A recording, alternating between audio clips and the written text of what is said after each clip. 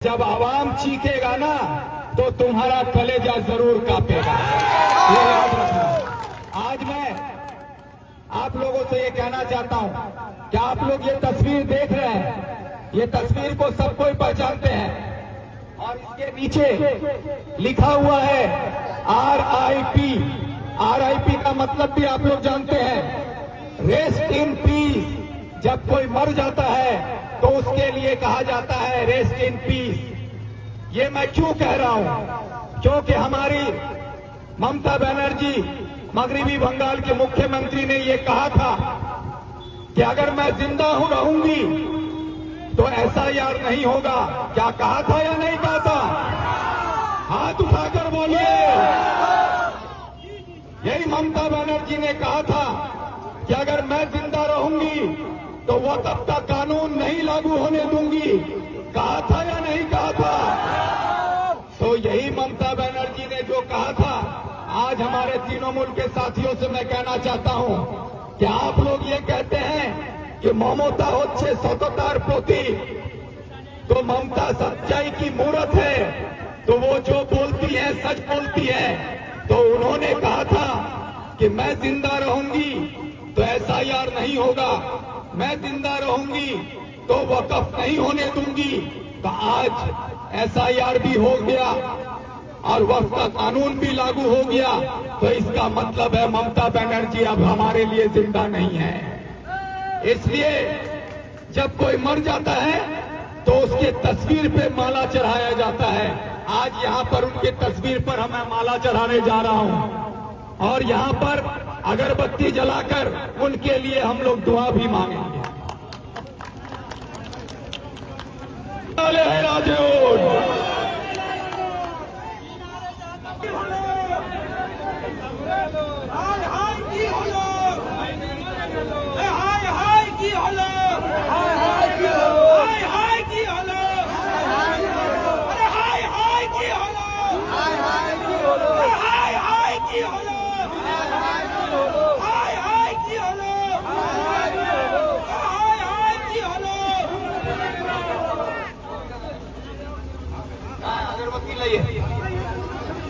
अगरबत्ती लेके आओ।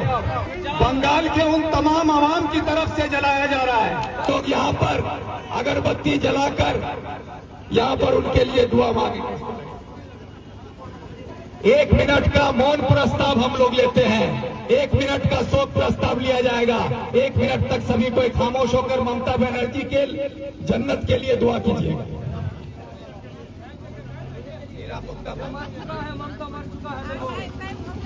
जब कोई मर जाता है तो सरकार उसके लिए डेथ सर्टिफिकेट जारी करती है, होता है कि नहीं?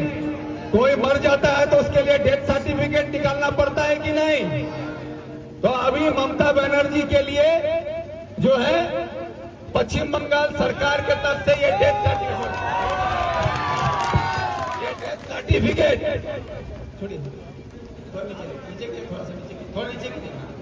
ये ममता बनर्जी का डेथ सर्टिफिकेट पश्चिम बंगाल के आवाम के तरफ से चकलिया की सरजमीन पर ये डेथ सर्टिफिकेट जारी किया जा रहा है कि ममता बनर्जी मर चुकी है, इसका सबूत है।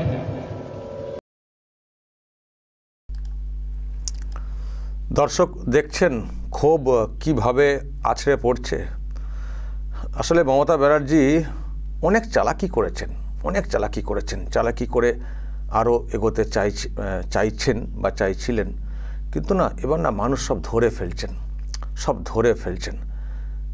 এখানে তো ওই ছি ছি ছি ছি, মমতা ব্যানার্জি ওই টাইপের স্লোগান দিতেন, ক্যা ছি ছি।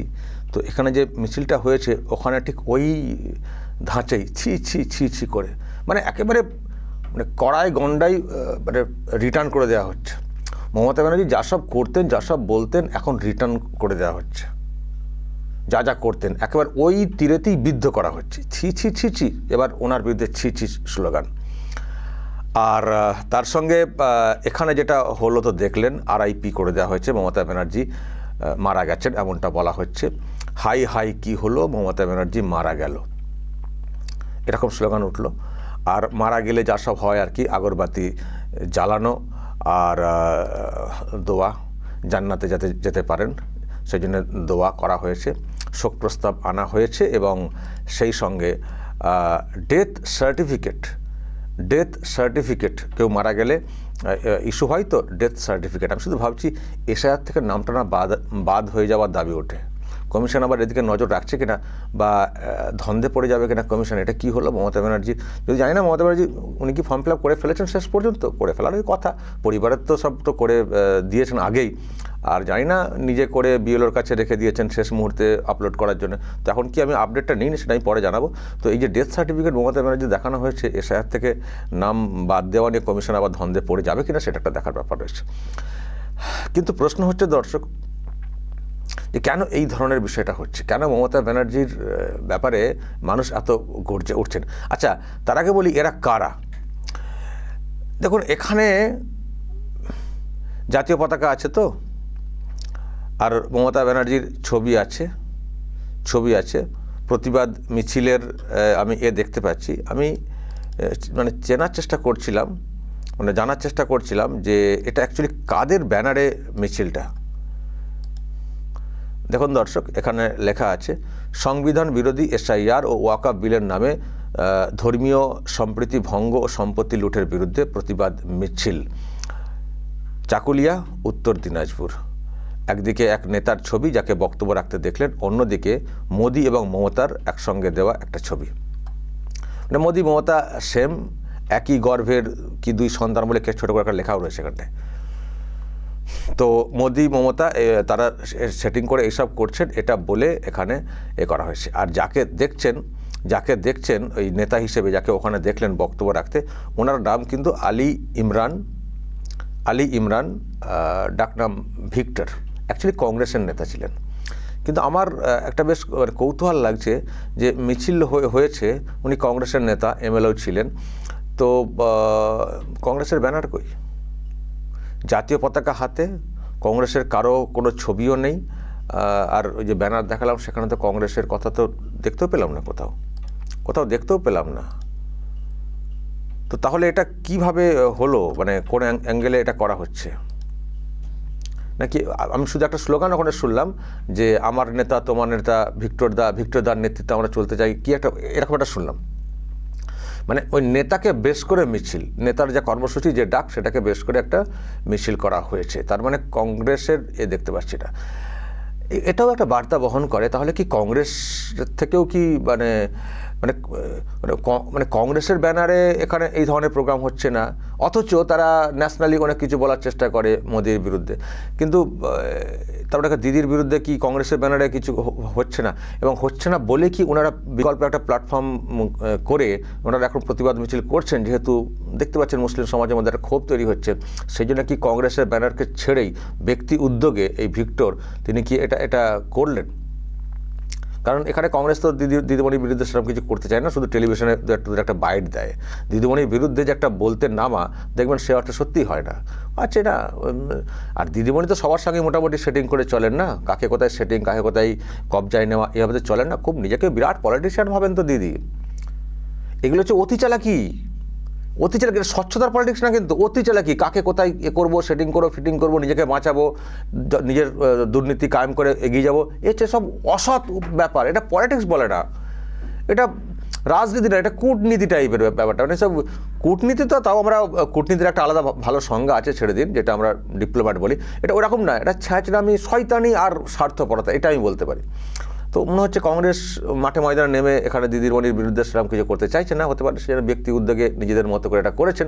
কারণ কংগ্রেসের ব্যানারে মমতা ব্যানার্জির ছবিতে মালা দেবে আর RIP লিখে দেওয়া হবে, তো অভিযোগ করা হবে না গান্ধী পরিবারে, দেখো তোমার লোকেরা কী করছেন, হয়তো সেই জন্যে ওইসব ব্যানার ছেড়ে দিয়ে নিজেরাই রাস্তায় নেমেছেন, রাস্তায় নেমে ওনারা এটা করেছেন।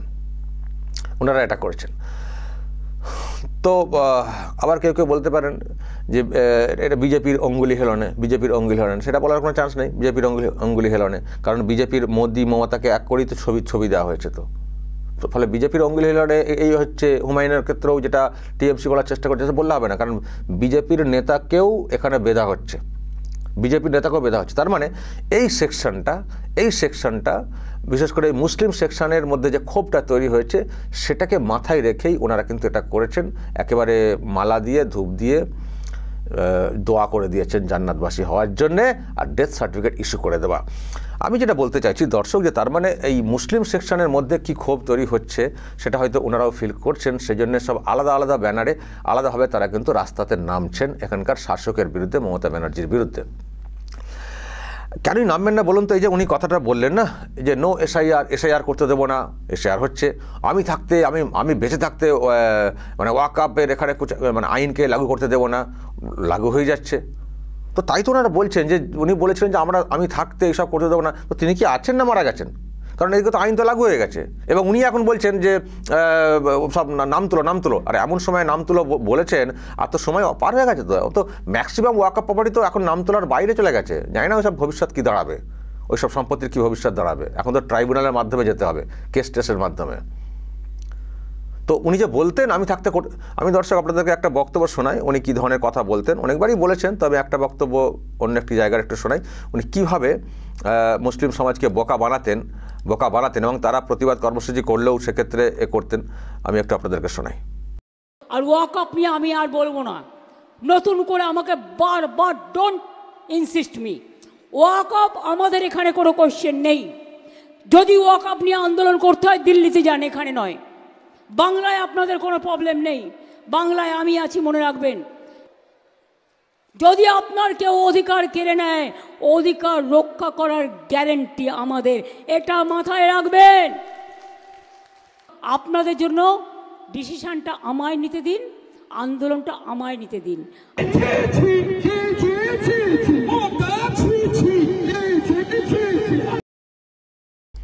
ছিচি করবেনই তো। উনি বলেছিলেন সব দায়িত্ব আমাকে সিদ্ধান্ত নিতে দিন, আর উনিই জানিয়ে দিলেন পোর্টালে নাম তুলতে হবে ওয়াকআপ, ওই আইন মেনে তুলতে তো হবেই, আইন তো দেশের জন্য না। তো আপনি কেন এটা করলেন কেন? তাহলে 6 মাস হাতে সময় ছিল, সব ডকুমেন্ট দিয়ে সব সাবমিট করা যেত, কেন শেষ মুহূর্তে ফাঁসালেন?